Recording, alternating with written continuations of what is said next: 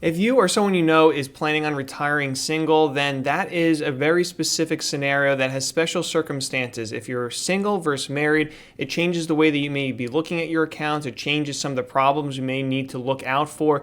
The way you may want to organize things to best support the retirement that you're trying to work towards. So who's going to help us go through this scenario today is Jean, Illinois. She's retiring single, here you see. So let's first off take a look at her net worth and what she's going with. So when we look at her first bucket here, her cash accounts, you can see that she has an amount in cash, and we've also segmented out a surplus. So when you're looking at how much you have in the bank, you should have a target for what you need. You should have an emergency fund account, so how much you might need to replace income for, anywhere from 2 to 6 months worth of income needs, and that changes as you retire because more of your income may be now guaranteed. Social Security, pensions, annuities that might have income riders on it. You have more guaranteed income, then you may not need necessarily as much in an emergency fund. So you want to say, hey, how much extra do I have? And that's the amount that I can now start thinking about either solving problems or maybe enjoying retirement more.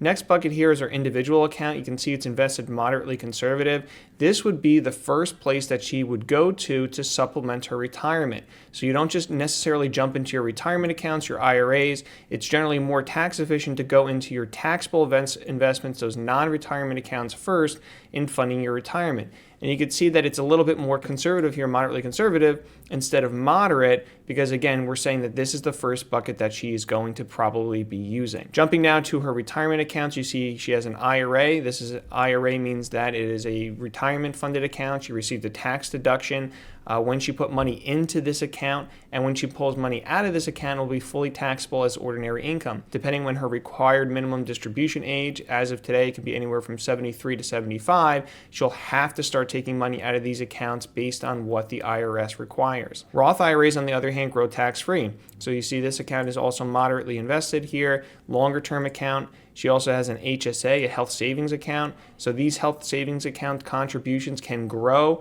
You don't have to use them every year, and it can be a great way to fund medical expenses in retirement. Once you turn 65, an HSA can also be used for any retirement expenses. Jean in this example is 67, so she can use this HSA account for medical, for Medicare premiums, but really for anything at this point, and any money that comes out, again, would work just like an IRA, where it'd be taxable as ordinary income if she's using it for a non-health related item. I also have 2 annuities built in here just to kind of, again, say if you do have an annuity, you really need to know how it works. What are the benefits? What are the features?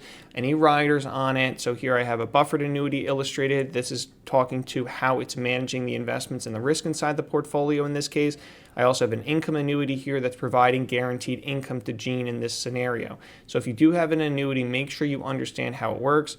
Make sure you know, is it a retirement annuity like these both are, or it could also be a non-qualified annuity. Annuities are a contract between you and the insurance company, so it's really important that you understand the benefits, the drawbacks, and how they work. Annuities, I would say, in my opinion, are not good or bad of themselves. It's more what is the problem you are trying to solve. An annuity could potentially be a help if it is fitting with the problem that you may have. So now that we see all these different pieces that Jean may have, and we're looking at, okay, she's single, how does this look differently? What are some of the things that are jumping out that might be different compared to if somebody was married and retiring? If you are married, now you have all of these assets that need to support 2 people, not 1 person. Single is a little bit different. So whereas a retired couple, you might want to be looking at long-term care, how we fund that if God forbid anything happened, that is something that is missing here. And even when we look at an income annuity, the payout on an income annuity for a single person is generally a little bit higher than for a married couple because the annuity company is guaranteeing it for just 1 person's life instead of 2. So if you're retiring single, you tend to have a little bit more in the way of flexibility because this pool of money that you've built up doesn't have to support 2 people, it only has to support 1. So when we jump over to the decision center here where we're looking at different planning items, if you feel like you're in a good spot for how all your income is set up, and again, we're looking at that secure income, Social Security, pensions, annuity income in this case, how much of that secure income fits with what you may be needing. And then after we feel, hey, we have a good baseline for where we're at from a cash flow standpoint, what percentage of our income in retirement is guaranteed to keep coming to us versus that amount that we may have to supplement that variable amount from our other investments. Now we could say, okay, maybe we can do some home improvements. Hey, I saw that I have an extra $20,000 in my emergency fund. I really wanted to do my bathroom over. I feel good about that now because I segmented out this extra money that I have in my bank accounts.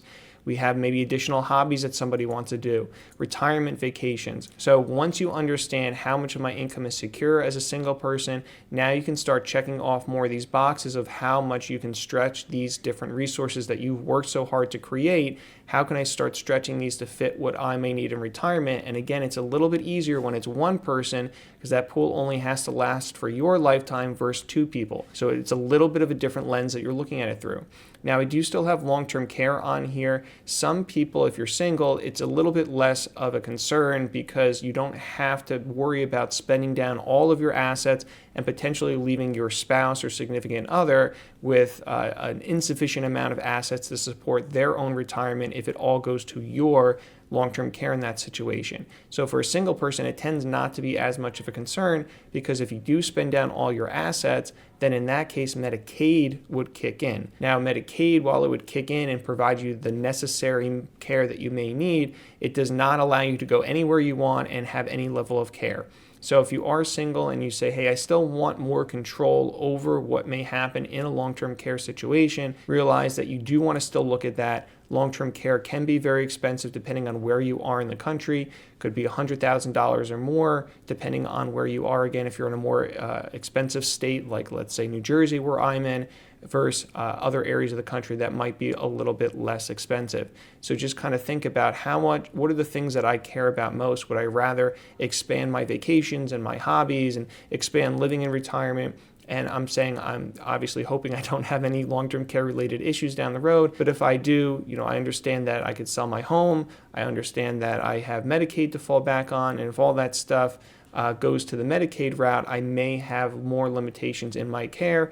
Other people might say, hey, I've seen a family member go through that and I really want to make sure I have full control over the care. Then maybe you want to not do as much in certain areas to leave more funds available in that long-term care scenario, but do it intentionally. Look at your situation with intentionality and awareness so you can make the choices that best fit you, especially in this single retirement situation. If learning about finances is important to you, then click the link at the bottom of this video.